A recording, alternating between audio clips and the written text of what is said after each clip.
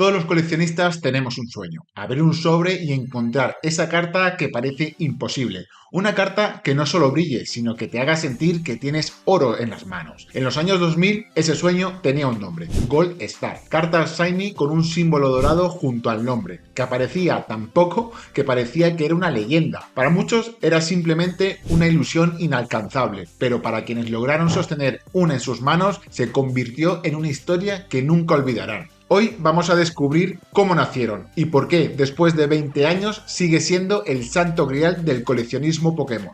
Año 2004. El TCG vivía su era X. Ya existían cartas raras, potentes y muy buscadas. Las X brillaban con fuerza y parecían insuperables, pero The Pokémon Company tenía preparada una sorpresa que cambiaría las reglas del juego. Así que, para entender esa sorpresa, hay que mirar hacia atrás. Los Pokémon Shiny habían nacido años antes en los videojuegos, con oro y plata en 1999. Eran versiones alternas de color, tan difíciles de hallar que había una entre más de 8000 posibilidades de ver en una partida. O sea, locura. Quien veía un Shiny en su pantalla sabía que estaba presenciando algo único, pero esa rareza se quedaba atrapada dentro del cartucho. No había forma de mostrarla, salvo enseñando tu Game Boy a un amigo y decirle: mira este Gyarados, es rojo. ¿Te acuerdas de esa sensación?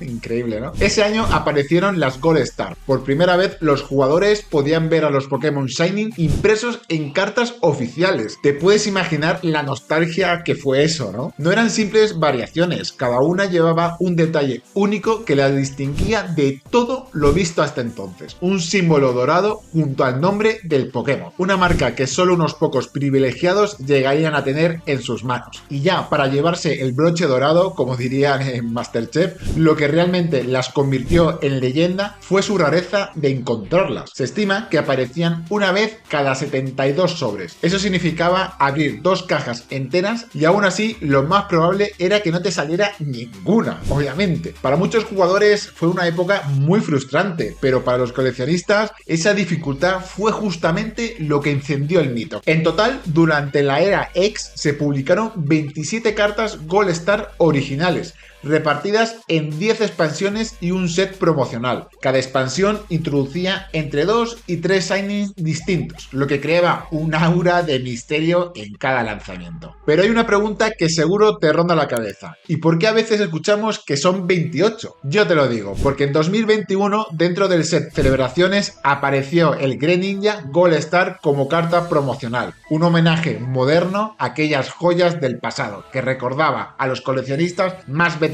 la emoción de esa primera carta dorada. Las Gold Star nacieron como cartas difíciles, casi imposibles de conseguir, y fue precisamente esa dificultad la que las convirtió en una leyenda.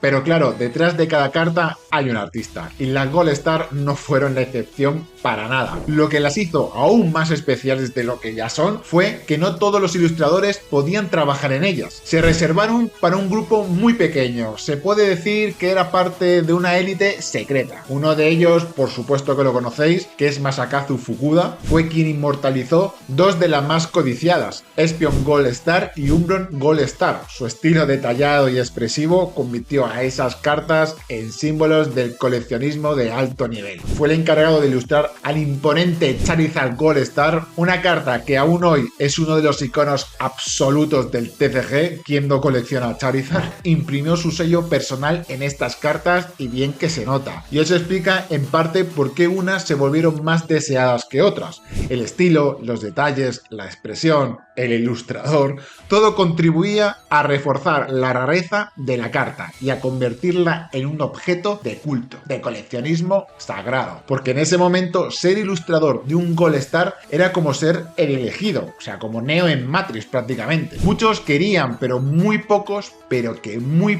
pasaban la prueba. Pero también hay que decir que no solo fueron los artistas los que elevaron estas cartas al mito absoluto. En algunas expansiones aparecieron Pokémon legendarios en su versión Shiny por primera vez, que por ejemplo en X Deoxys vimos algo inédito: 3 legendarios Gold Star en un mismo set, Latias, Latios y Rayquaza. O sea, ¿puedes imaginar ese increíble pedazo de expansión? que prácticamente es un set de cartas que no solo eran difíciles de conseguir, sino que transmitían la grandeza pura de este maravilloso universo de Pokémon. Pero claro, cuando hablamos de las Gold Star no hablamos de precios normales para nada. Aquí no pagas cartón en absoluto, pagas historia épica. Y por eso sus cifras marean a cualquiera.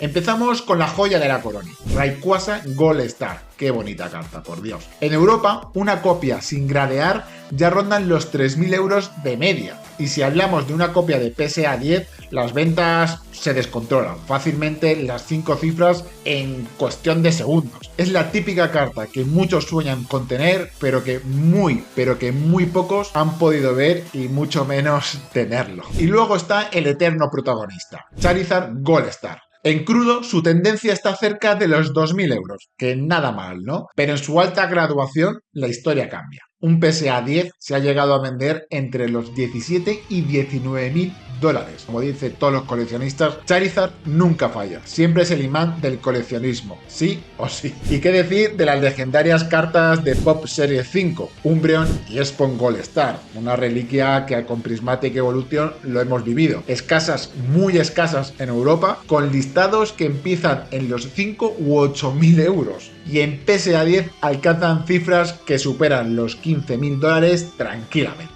Pero quizás lo más curioso sea esto, que te lo he traído como una sorpresita si te suscribes a este canal. Solo decirte que uno de los récords de compra no lo tiene un legendario, y mucho menos un Charizard. Lo tiene un Pokémon inicial de Hoenn, Torchic Gold Star. Prácticamente en crudo ya asusta con los precios que arrancan con los 4.500 euros y en PSA 10 ha alcanzado los 25.000 dólares, chicos. O sea, sí, es un Torchic, lo sé, pero es el mismo pollito con el que empezabas tu partida de Pokémon Rubí o Zafiro y hoy vale lo mismo que un coche prácticamente. Y lo mejor es que ni siquiera evoluciona en la carta. No es un Blaziken, no es Mega, no es nada. Es un pollito Shiny, así, tal cual. Es como si el valor estuviera en decir, tengo la carta más rara del corral. Sí, soy muy gracioso, lo sé. Pero vamos, sigamos. Pero esa es la magia del TCG. No siempre gana la popularidad. Muy importante que te quedes con esto. A veces gana la escasez real. Y Torchic es la prueba perfecta de que lo limitado pesa y pesa muchísimo. Y si los precios ya te parecen locos hasta aquí, espera que aún no he terminado. No sé si te suena lo que son las subastas, que ahí es una locura total. Cuando dos coleccionistas quieren la misma carta y el precio sube más rápido que Rayquaza en el cielo, ya sabemos qué pasa. Y ahí es donde hemos visto remates que se han salido de control. Por ejemplo, un Charizard Gold Star PSA 10 se remató hace poco en casi 19.000 dólares en la plataforma Heritage Auctions. Y luego tenemos un Umbreon Gold Star en PSA 10 superó los 15.000 dólares en PWCC, con una guerra de pujas que parecía no tener fin, que hay varios vídeos en YouTube de esa locura. Y lo curioso es que a veces ni siquiera es por la carta en sí, es por el momento, por el no me lo vas a quitar, por la nostalgia, que eso ya lo hemos hablado muchas veces. Imagina la escena, estás viendo la subasta en línea, faltan prácticamente 30 segundos para cerrar, la carta va en 10.000 euros y de pronto uno ofrece 12 y luego otro 15 y cuando pestañeas y faltan 10 segundos y ya está en 20.000 euros. Ese es el poder de las Gold Star en una subasta. Y ya luego, para añadir un poquito más a esta locura, está el problema de la liquidez del mercado. Tenemos a Europa en sitios como Cardmark, que lo utilizamos todos, porque es la mejor plataforma ahora mismo. Muchas de estas cartas ni siquiera aparecen en las listas durante muchos meses. Es decir, aunque tengas el dinero, no significa que vayas a poder comprarlas. Prueba de ello son cartas como Umbreon o Espeon. Cuando aparecen suelen ser cartas muy, pero que muy tocadas. Y si por ahí alguien sube una en buen estado, desaparece en cuestión de horas. O sea, no te da tiempo ni a analizarlo. Lo mismo ocurre con Rayquaza Gold Star, que ya te puedes imaginar. A veces puede pasar semanas, pero semanas revisando el mercado y lo más cerca que estás es de un vendedor con una copia doblada y rajada que pide el precio de una PSA 9. Estamos ya locos, la verdad. Y sí, ese es el verdadero drama del coleccionista. No solo el dinero, que también. Es la espera, el saber que puede pasar años sin ver la carta que buscas y el día que aparece tienes que decidir en cuestión de segundos si saltas o la pierdes para siempre. Es como esas rebajas online, donde refrescas la página, ves el producto, lo metes al carrito y cuando vas a pagar ya lo compró otro. Bah. Solo que aquí no hablamos de un jersey, hablamos de un Torchic de 5.000 euros. Y sí, lo sé, sigo con el tema del pollito, pero es que me parece increíble. Pero por eso decimos que las Gold Star son únicas. No solo son caras, son escasas y cuando alguien por fin pone a la venta una, no hay tiempo para pensar. La pelea empieza de inmediato y la carta vuela como un pajarito. Y por supuesto quiero hablar de Japón y el resto del mundo, porque en Japón las Gold Star no fueron simplemente cartas que te encontrabas en sobres, muchas de ellas se distribuyeron de formas muy diferentes al resto de países. Algunas aparecieron como premios de torneos, por ejemplo las cartas de Umbreon y Espon Gold Star se entregaban en las Players Club de Japón, un programa donde los jugadores acumulaban puntos participando en torneos. Para obtener una de las cartas necesitabas jugar durante meses, casi prácticamente un año entero, sumar puntos y luego canjearlos, pero no es tan fácil. No era al azar, era esfuerzo, sacrificio y un alcance que realmente muy pocos llegaban. Además, también hubo campañas exclusivas. En Japón existían promociones en las que podías conseguir cartas Gold Star enviando formularios, o sea, participando en loterías o incluso comprando productos específicos en fechas concretas. Y eso hizo que con el tiempo muchas de esas cartas nunca salieran de Japón. Y también jugaron un papel muy importante las revistas como CoroCoro, que constantemente organizaban sorteos y concursos para los fans. Aunque no todas las cartas que entregaban eran Gold Star, el simple hecho de que pudieras ganar una carta única en una lotería o por correo reforzaba la sensación de que estabas ante un tesoro reservado para muy pocos. El ambiente en Japón era muy claro. Conseguir una carta rara no era solo de suerte, era casi como ganar un premio nacional, que son 10.000 euros y te pueden dar un Rayquaza Gold Star, ¿no? Mientras tanto, en otros países asiáticos como Corea del Sur o Singapur, la situación era muy distinta. Allí el TCG no tenía la misma fuerza ni el mismo nivel de distribución que en Japón. Algunas expansiones llegaron más tarde, otras nunca lo hicieron y las Gold Star prácticamente se convirtieron en objetos imposibles de ver.